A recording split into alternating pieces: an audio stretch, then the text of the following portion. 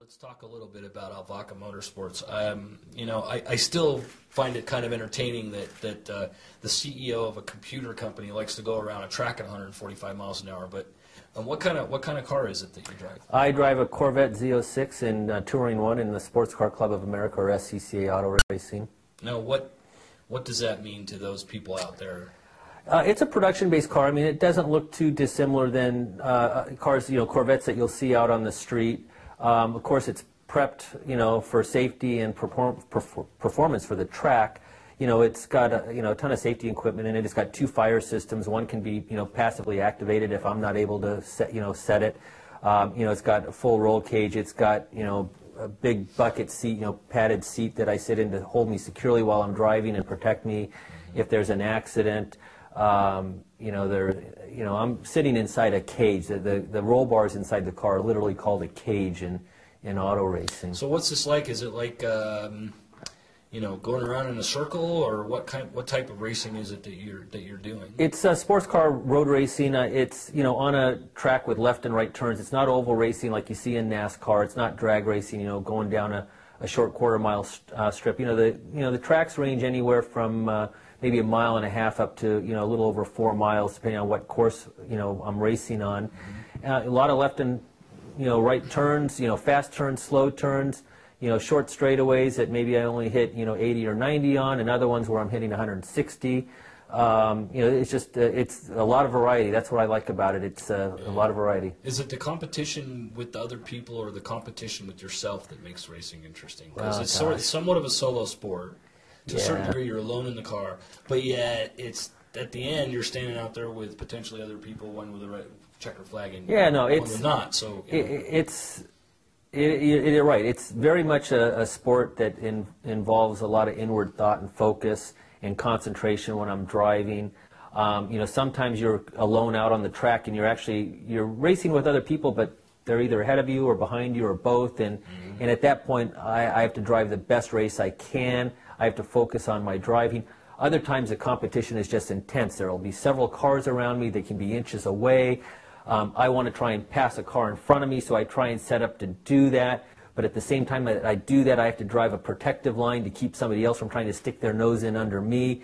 A good time to get past oftentimes is when you're trying to make another pass, and all of a sudden, oops, instead of gaining a position, I lost one or two. The strategy, like business, doesn't it?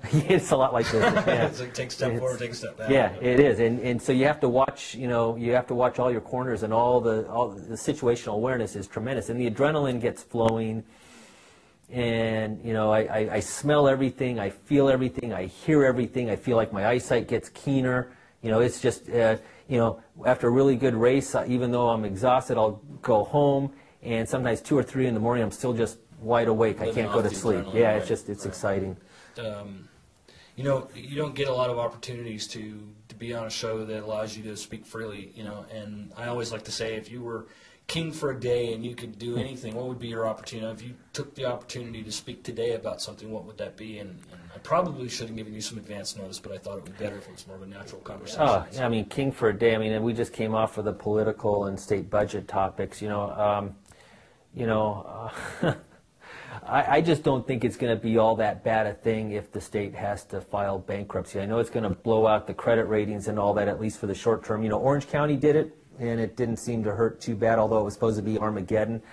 I think really a bankruptcy will allow the state to renegotiate, some of the contracts with unions, some of the, pension fund deals, bond deals, and all of that. And, it's going to allow us to renegotiate and restructure as a state, because we've really voted ourselves into way too many bond measures and fixed payments that we have to make when the tax revenues aren't so great, yet we have all these other obligations out there. So if you were king for a day, you'd push the reset button on the California economy. Yeah, I think Detroit needs it too. I think people are terrified if Detroit files bankruptcy. I think, the big three, it's a, bankruptcy is, to get relief from creditors. It's an opportunity to reorganize, and they can reorganize in a way that makes sense, and they're bound, they just can't be successful right now given the contracts and obligations that they have. So what do you the state's say to in the same boat. So what do you say to the union worker that has, a guaranteed life's pension, and I'm not knocking the right to have that, but what do you say to them when that retirement, or it's horrible. All of that stuff comes up for negotiation. It's horrible. It really is. There isn't a whole lot I can say because I know it's going to be painful. It's going to hurt.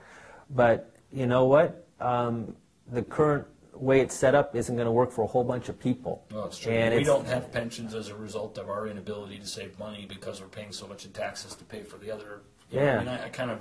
Yeah, it's got to be reorganized. It's going to be painful and it's going to hurt and impact a lot of people. But the money's going to run out at some point anyway. You might as well just figure out how to make it work and get much more rational contracts and agreements and organizations in place. You just got to do it. Well, thank you so much for coming, and that's a wrap. Thank you.